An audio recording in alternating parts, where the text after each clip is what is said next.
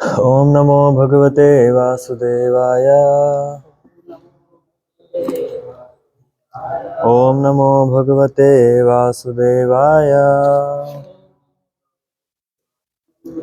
Om Namo Bhagavate Vasudevaya. Reading from Bhagavad Gita, chapter 2, text number 51.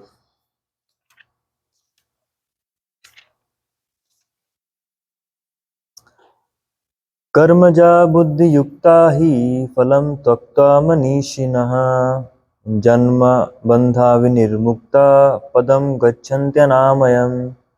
Translation and purport by Srila Prabhupada ki jai. Translation. The wise engaged in devotional service take refuge in the Lord and free themselves from the cycle of birth and death by renouncing the fruits of action in this material world. In this way, they can attain that state beyond all miseries. Purport. The liberated living entities seek that place where there are no material miseries. The Bhagavatam says, Samashitaye pad pallavam plavam mahatpadam punya yasho marare bhavam buddhir vatsa padam padam padam param padam yat vipadam natesham. For one who has accepted the abode of the lotus feet of the Lord, who is the shelter of the cosmic manifestation and is famous as Mukunda or the giver of Mukti, the ocean of material world is like the water contained in a calf's hoof print. Parampadam, or the place where there are no material miseries, or Vaikuntha, is his goal. Know the place where there is danger in every steps of life. Owing to ignorance, one does not know that this material world is a miserable place where there are dangers at every step. Out of ignorance, only less intelligent person try to adjust to the situation by fruitive activities, thinking that resultant actions will make them happy. They do not know that no kind of material body anywhere within the universe can give life without miseries. The miseries of life, namely birth, death, old age, and disease, are present everywhere within the material world. But one who understands his real constitutional position as the eternal servitor of the Lord, and thus knows the position of the personality of Godhead, engages himself in the transcendental loving service of the Lord. Consequently, he becomes qualified to enter into the Vaikuntha planets, where there is neither material miserable life nor the influence of time and death. To know one's constitutional position means to know also the sublime position of the Lord.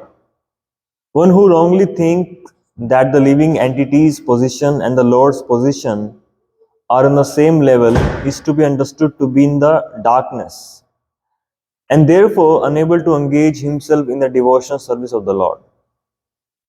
He becomes a Lord himself and thus paves the path for the repetition of birth and death.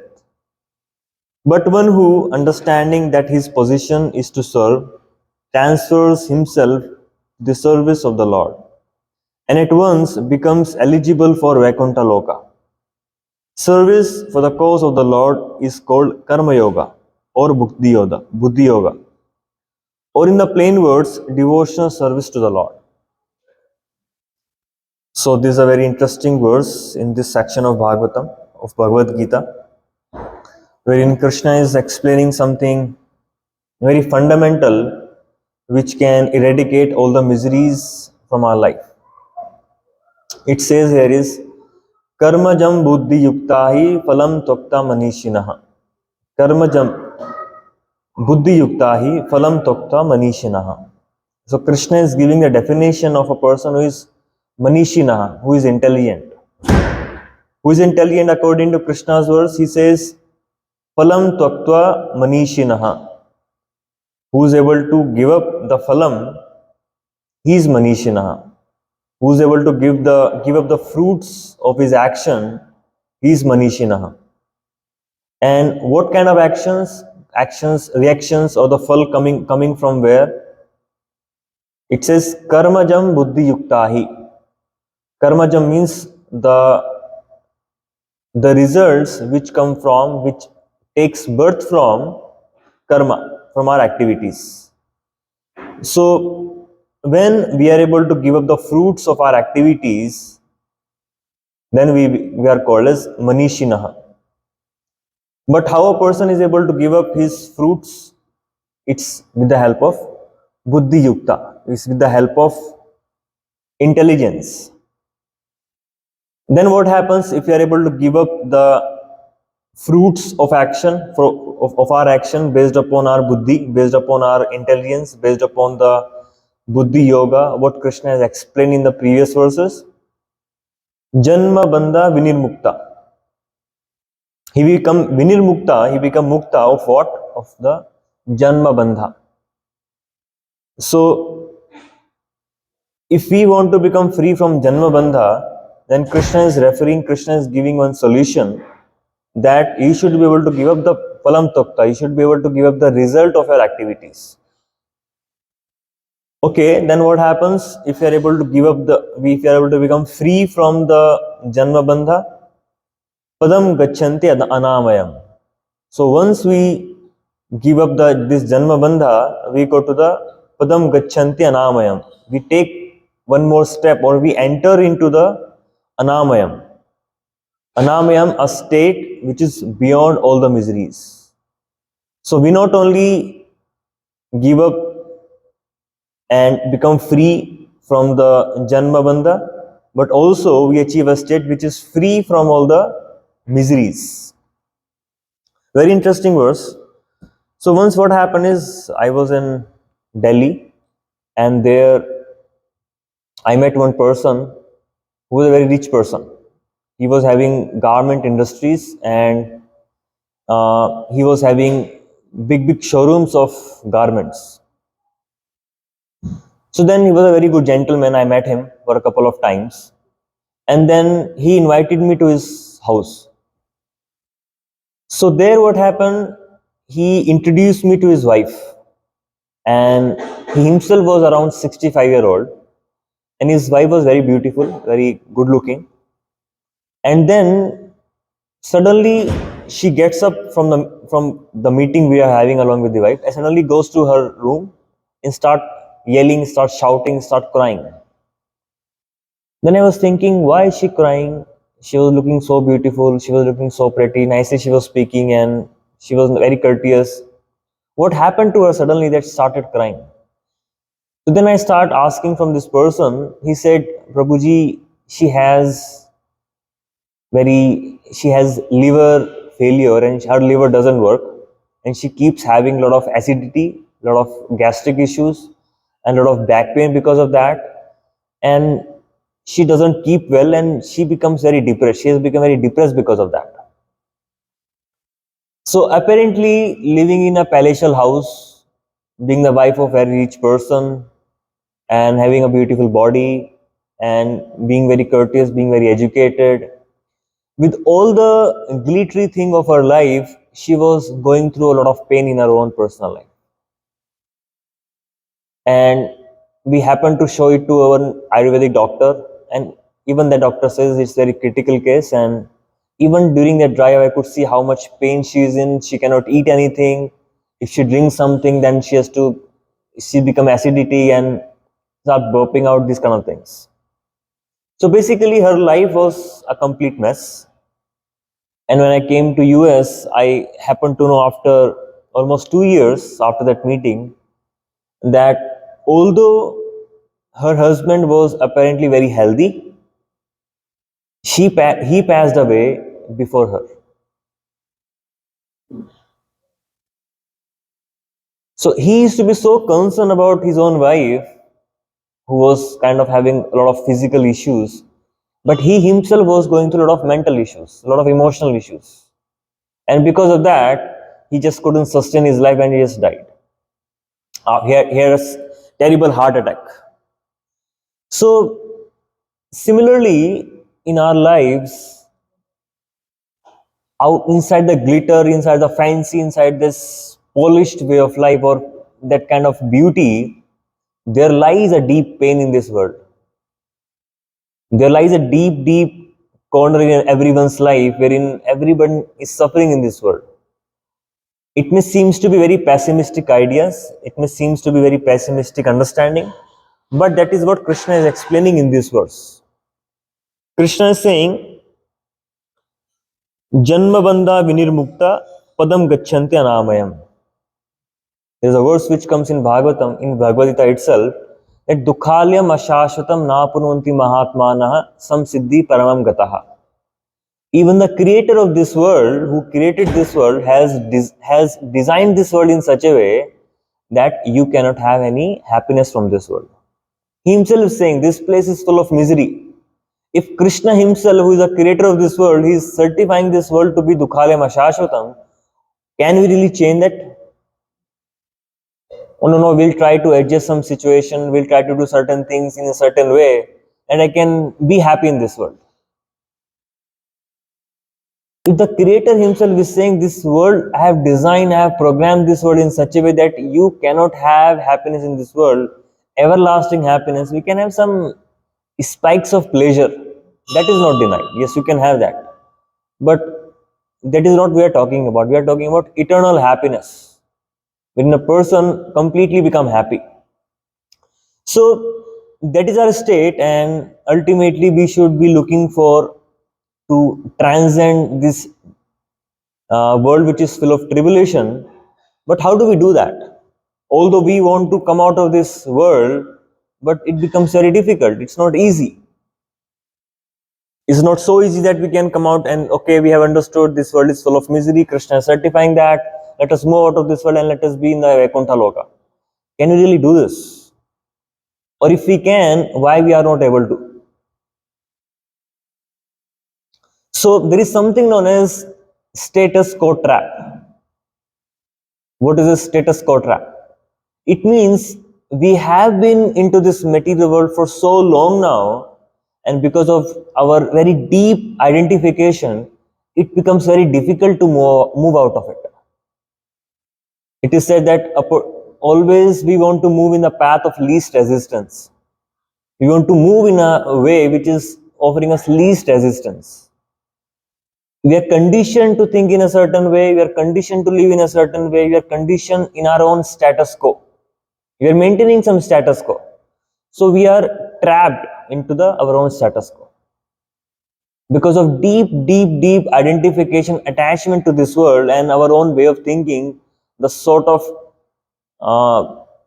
the commitment or the kind of conviction we have that we can still work out around it, still we can be happy. There is some way we can play around this.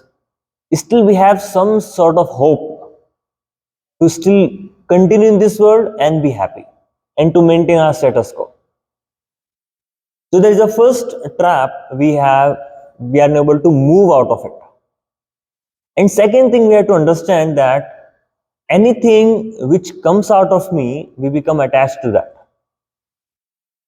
Anything which comes out of me, which comes out of my body, which comes out of my mind, which comes out of my intellect, which comes out of my ego, we become attached to this. For an example, what comes out of my body? We work hard, we have some money, we work, so we get attached to that. Okay, it's because of it's my own hard working money. I worked very hard with this body and the money was a fruit, and I become attached to that. What else comes out of this body? Our children comes out of our body, right? When we unite and the children comes out of this body, because that person or that child is coming out from my body, is extended self of mine, I become attached to that also. Become attached to children, become attached to this house. It's coming off because of my hard work. I become attached to that. Although this body itself is temporary, so anything which comes out of this body also remains temporary, but still we become attached to that. So what comes out of the mind? Okay, this comes out of the body. What comes out of the mind? Our emotions. Our emotions, we become attached to our emotions. If we have invested some sort of emotion in somebody, then we become attached to that person. You cannot give that up, because it is my emotions which were invested there. So how can I let it go? So it is not about that person now, it is about your emotions which is invested there. And it comes out of me, becomes attached to that. So I become attached to that person also. Even though that person may be giving you suffering, even though that person may be giving you pain, but we cannot let it go. Even we become attached to negative emotions. Because a person becomes so sadistic and so depressed that that person even does not allow that negative emotions to go out of his life. Become attached to negative emotions, because we start feeling that is my identification. If I let go of these emotions, then what would be my identity? So we become attached even to our emotions, both positive and negative.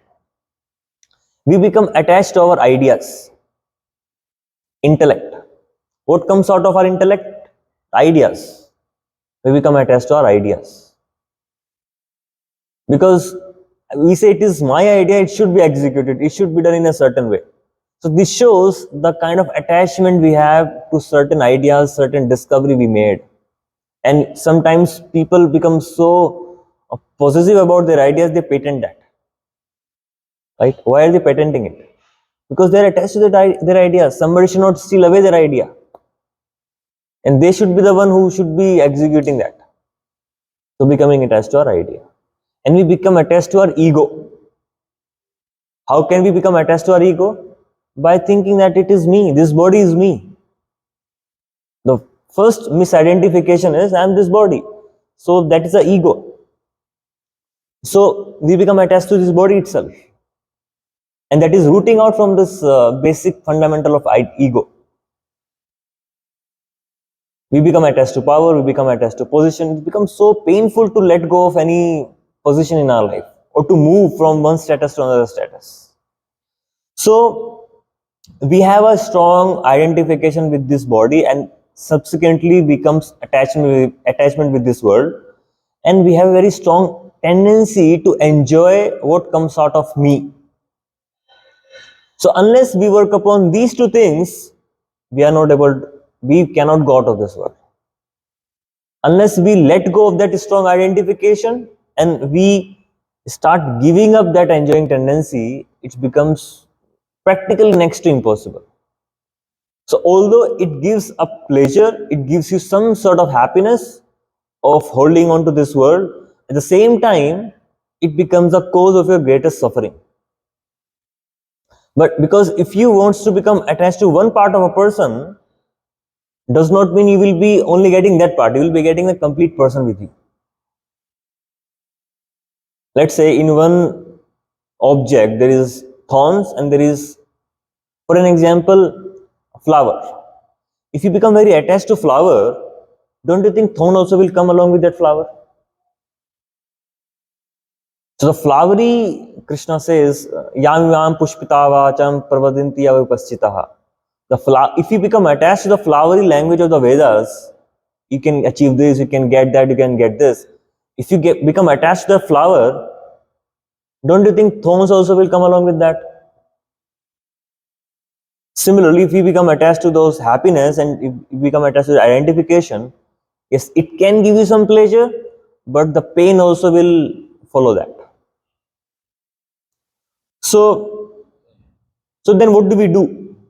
Okay, now even though I decide to give up the fruits of my activities, to whom should I give? Because I don't get anybody who will receive my fruits but will not exploit me,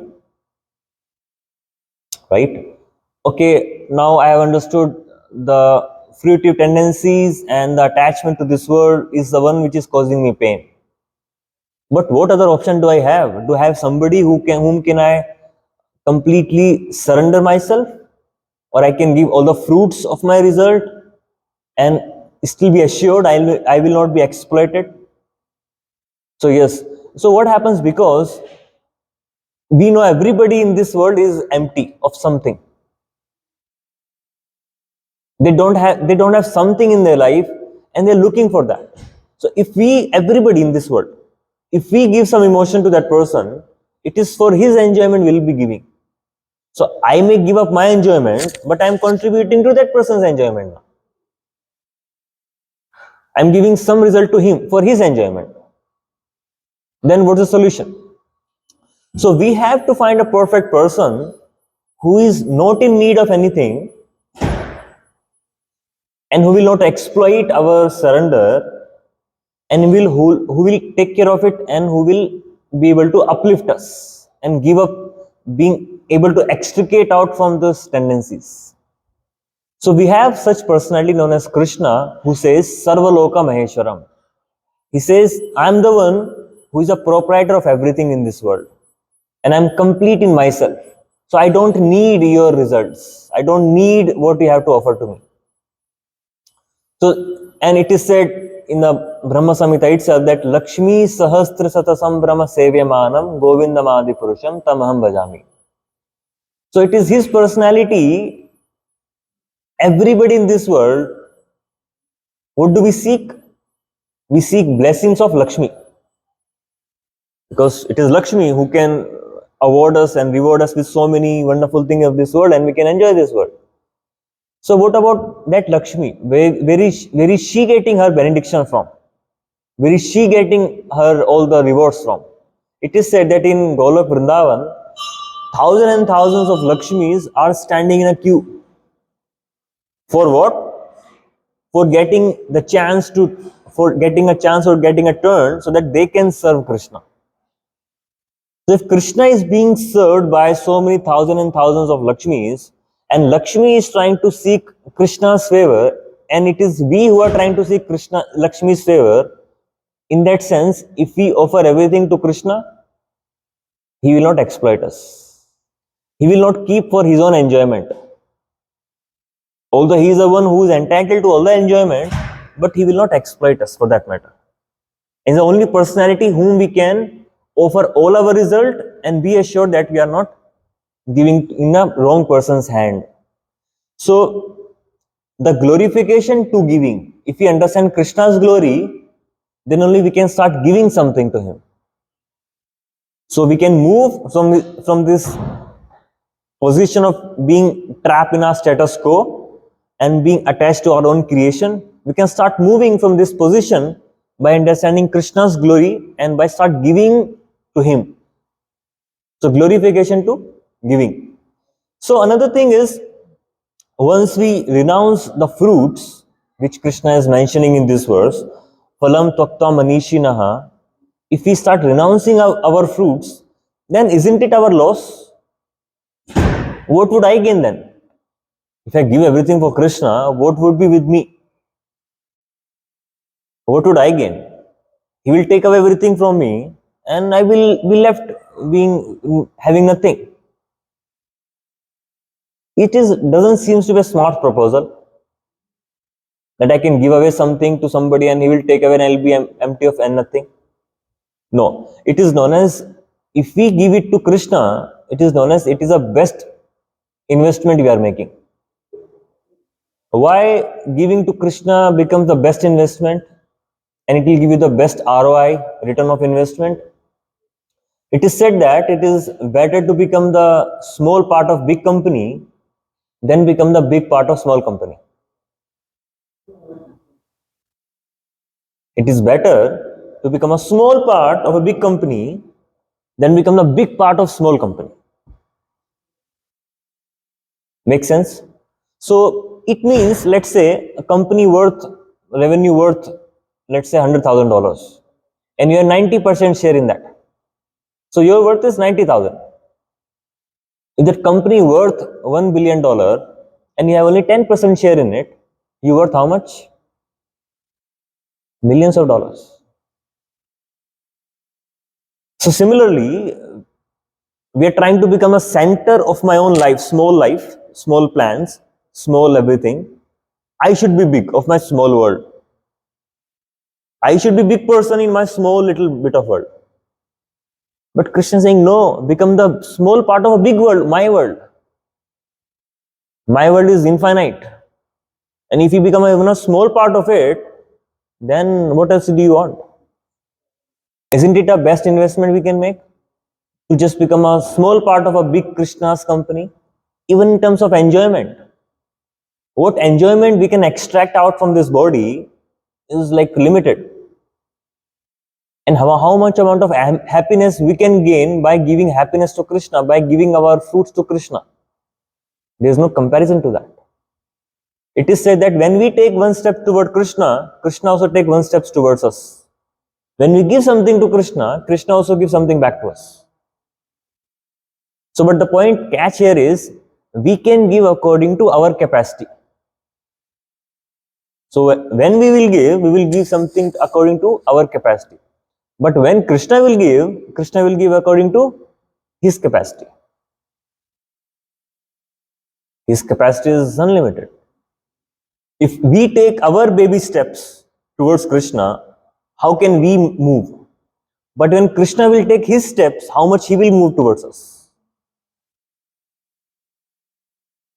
So by renouncing the fruits of our activities, actually we enable something very, very transcendence. We enable spiritual growth.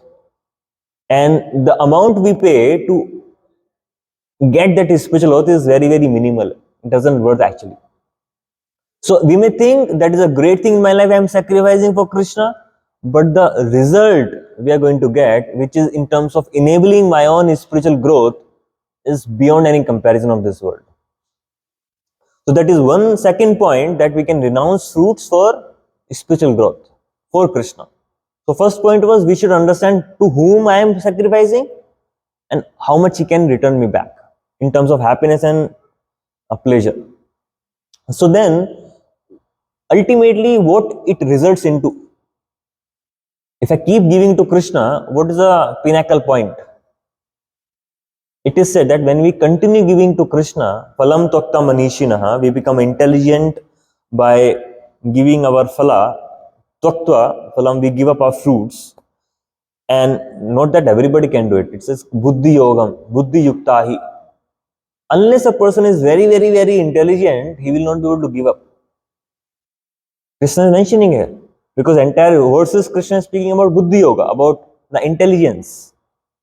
So Krishna is saying is, karmajam buddhi yuktahi phalam tvakta manishinaha.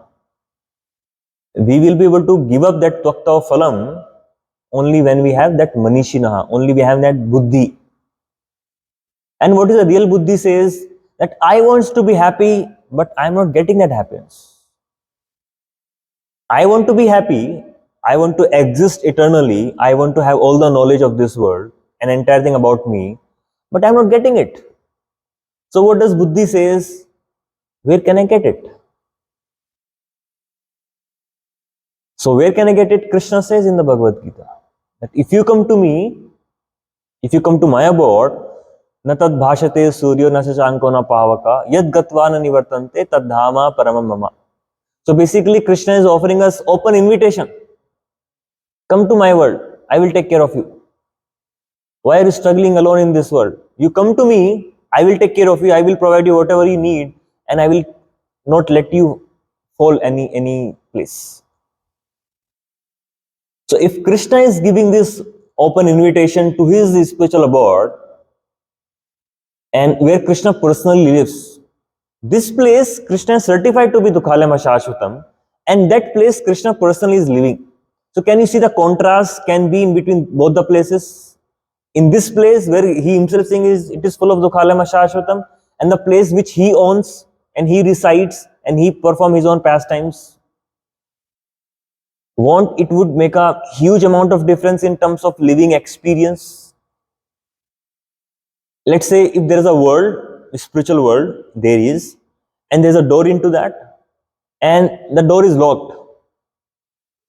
And if you want, if somehow or other you can enter through the door and be the part of that world, that's the end of all your miseries. Just that you need a key to the door going into the spiritual world. So where do we find the key? with which we can open the door and we can enter into the spiritual world. The key to open the door to the spiritual world is start sacrificing for Krishna. When we start giving something we have in this world, Krishna will give us something what he has in his world, although both the world is his. If we start giving something we have in this world, then Krishna will give something what he has in his world, although he owns everything. It means what he has delegated to us, what he has given to us as a cashier, as a caretaker, if we start out of our own free will, start giving back to him, then that becomes the key to the door which can open us to the spiritual world. So how is that? How it is possible? That same thing which is becoming the cause of my misery, cause of my attachment, cause of my identification. How can same thing be the key to the spiritual world? Somebody can ask this question now. How is it possible? So what happens? There was one person who drank a lot of ghee, overindulges in ghee products, fried products, and then he become diarrhea and start having a lot of gastric issues, and he just goes to one doctor. So doctor does one thing. He says, "Okay, I'm gonna cure your disease, which has developed because of overindulgence in the ghee, with another kind of ghee, which has become the cause of my suffering." He become confused. How can you cure me with the ghee, which has become the cause of my suffering? And by eating a lot of ghee, it is because of overindulgence in the ghee. Difficult disease to handle. And how can you give me one more ghee and cure my disease? He says it can happen. So what the doctor does is he adds some ingredient into it, he adds some medicines into it, and it becomes medicated ghee. So with the help of that medicated ghee, the ill effect in the body which has come because of drinking of ghee is been removed, and the person becomes cured. Similarly, the Buddhi Yoga means the actions or the result of our foods, which has become the root cause of our suffering in this world. If we add the ingredient of what? Of selflessness and egolessness. By doing same actions, which is becoming the cause of our bondage in this material world, if we add the ingredient of selflessness and egolessness, and then we perform action, then that can become the key for me to enter into the spiritual world and cure my disease.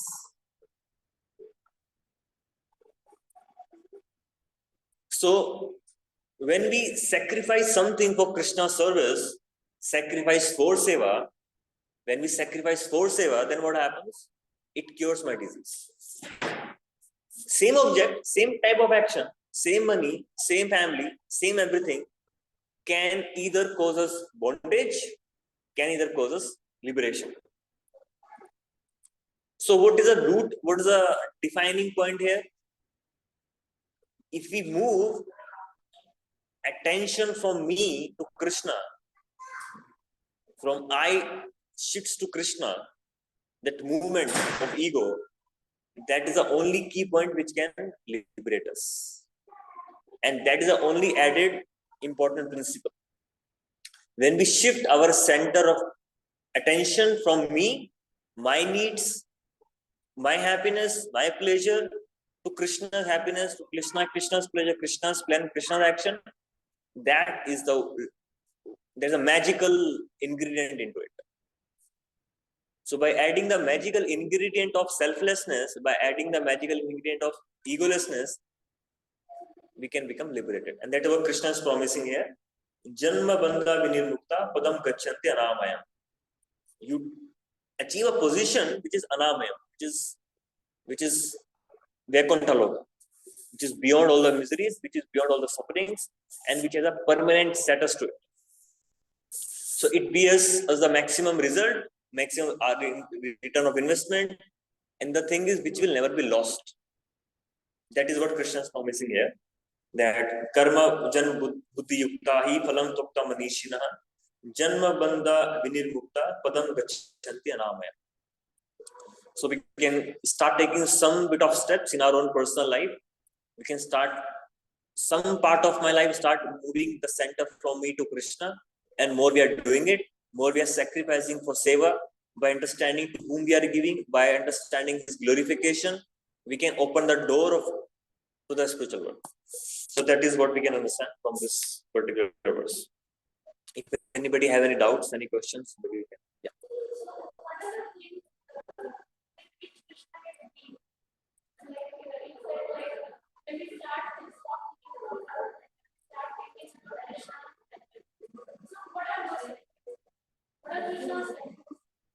So very interesting question. What are Krishna's pleasure?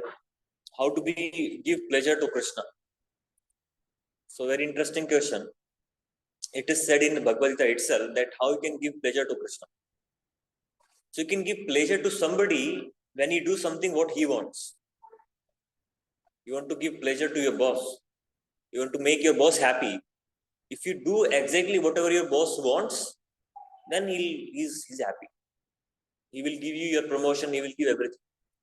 So you may do big things, but which is not in alignment with the boss vision or mission, it will not bring you that sort of promotion, right? So when we do something what Krishna wants, that is what gives him pleasure. And what is Krishna asking from us? Krishna is saying, Man mana bhava mad bhakto madhyaji mam namaskuru. Fourth thing Krishna is saying, always think of me, become my devotee, pay obeisances to me, and man mana, think of me, become my devotee, madhyaji, pay obeisances to me, and offer everything to me. So when we do these things, when we offer ourselves to Krishna, when we offer whatever we have offered to Krishna, and we think of Krishna, the most important thing is we think of Krishna. We think of glories of Krishna, at least at our present status. So unless we hear about Krishna, we think of Krishna, we will not know to whom we are giving. So that is why it is said that there are 9 types of devotional service, 9 different ways we can think of Krishna, because fundamental thing is think of Krishna. How we can think of Krishna? There are another sections of words in which goes in Bhagavatam. Shravanam, Kirtanam, Vishnu, Smaranam, Pada Sevaram, Archanam, Vandanam, Dasam, Sakyam, Adho Nivedam. It starts with Shravanam. It starts about hearing about Krishna. When we hear about Krishna from Bhagavatam, when we hear about Krishna from Bhagavad Gita, when we hear about Krishna from Srila Prabhupada, like pure devotees who has that knowledge of Krishna, who can pass the knowledge to us as it is. That's why we have Bhagavad Gita as it is. When we hear about him, then we develop desire to go towards him. Shravanam Kirtanam, we start speaking about that. Like chanting. When we chant Krishna's name, when we hear Krishna's name, automatically, especially in Kali Yuga's mind, because our mind is a product of Kali Yuga. Our mind is being trained to function in this age. And this age is Kali Yuga. So it is said that in this age, if you chant Krishna's name, if you hear Krishna's name, that is equivalent to thinking about Krishna. So each and every mantra we hear when we chant Hare Krishna mantra means you're thinking about Krishna. It is equivalent to thinking about Krishna. Hearing of Krishna is equivalent to thinking of Krishna. When we hear Krishna's name, it is as good as you're thinking about Krishna. It is more powerful than thinking of Krishna personally. Because we cannot focus on one point. Let's say I have to think about Krishna's pastime or think about Krishna's form. Our mind is so kind of chanchalahi mana Krishna, is so turbulent and is so flickering. It's become so difficult to think of Krishna. But how can we do this? By hearing about Krishna. When we hear Krishna's name, when we hear Krishna's knowledge, it has its own magnetism, it has its own spiritual power by which it will encapture our mind. In itself, the force is there. If to think of Krishna, I have to invest something from my side, which we may not have in Kali Yuga. But if we hear Krishna's name, in itself, it has power which can attract our attention. It can grab us. So, Shravanam, Kirtanam, Vishnu, about Vishnu. Smaranam Padasevanam, automatically remembrance comes when we think of Krishna, when we hear Krishna's name. Vandanam, we pray to Krishna. That is another form of prayers to Krishna. We pray to Krishna. We have so many beautiful prayers by Queen Kunti, by Brahma in the Brahma Samhita. We choose some of those prayers to offer to Krishna every day as our duty. That's why you're pleasing to Krishna. Vandana. Dasyam. Dasyam means we serve Krishna. We become his servant in some way or other. Temple, you can do some cleaning or some sort of service, some volunteer services. That becomes one dasyam of Krishna. Sakyam. Sakyam means we become friends with Krishna by making him as our dear companion of our life. Dasyam. Sakyam. Atmanivedanam. We express our heart to Krishna. Whatever we have in our heart, we express it to Krishna as our dear eternal supermost friend. He himself says, Suhur Sarva Bhutana. He's the topmost friend and the best friend we can have in our life. So when we perform all these activities, they are practical way which are showing ourselves to Krishna. That see, I want to please you in an authorized way. That is what your pure devotee has done. Because we also have to see how pure devotee have pleased Krishna. Were completely liberated. They're doing the same thing. Chanting Krishna's name, speaking about Krishna, doing service to Krishna, thinking about them, offering prayers to them. So if we emulate their behavior, if we see what they did, then we are pleasing Krishna. I hope that clarifies. Anybody else have any other doubt? Maybe we can discuss some more.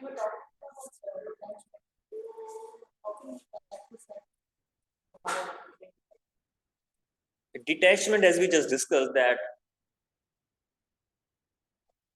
whatever comes out of my body, I become attached to that. The fundamental principle. Whatever comes out of me, we become attached to that. But we have to really understand, is it really coming out of me? Or I'm just being part of it? If you understand it is not actually really coming out of me, I'm just becoming the small part of and small contributor in that success. For an example, when the baby is born to a mother, the milk comes in mother's body and which will be helping the child to grow. Is it by mother force? It is naturally it is coming. It is nature's arrangement. So if I think I am the cause of my success, if I think I am the cause of my result, that is when you become attached. So detachment means learning that it is not coming out of me. It's the first step of detachment. By understanding that the success which I have got, there are many contributors to that. For an example, if you are able to work and able to produce some result, so how am I able to work? With the help of this body and with the help of food, with the energy. The food which I have eaten, have I produced it? No, it is coming from mother's nature. I've eaten that food and I have grains and vegetables and fruits and everything. It is coming from nature. It is not which I have created. And it is going inside me. So am I in control of digesting it? I cannot digest it. If I have some digestive issues, then I will not have energy. It cannot work. So Krishna says, I am a digestive fire in the stomach. So it is what I am intaking is coming from Krishna, by which it is being processed to energy. It is being coming from Krishna. It is because of Krishna. And he is the one who is facilitating me in this world to do something. If let's say Krishna has not put me in a situation wherein I can work, that facility itself is given by Krishna. My energy is coming from Krishna. This body is being able to function. This so complicatedly designed this function, this body, liver, kidney and heart and so many different, so complicated and intricate organs in which we have one's PhD with each organ we can have it. We can extend that degree to that degree. So each and every component which is so complicated coming together and moving in such a sophisticated way which is able to produce something. Is it under my control? No. This body is not under my control. Something which I'm eating is not under my control. The facility which is being created is not under my control.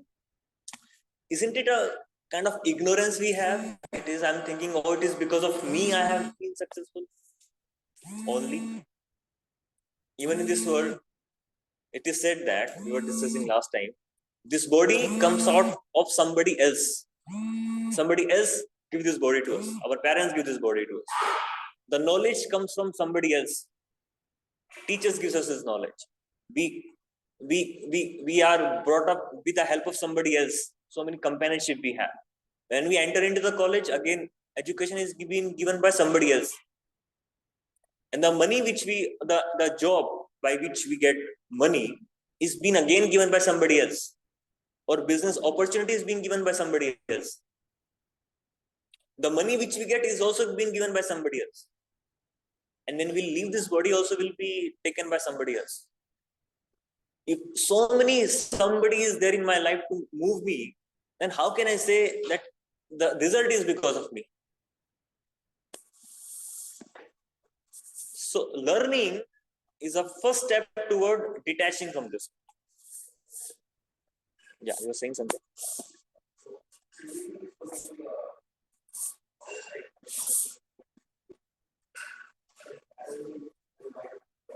I'm not able to hear. Can you please move a little forward? Yeah.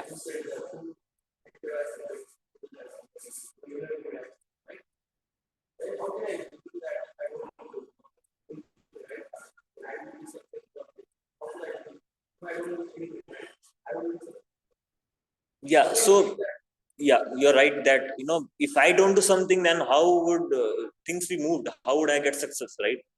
Yeah, it is said, Krishna says in the Gita itself, you have a right to perform your duty.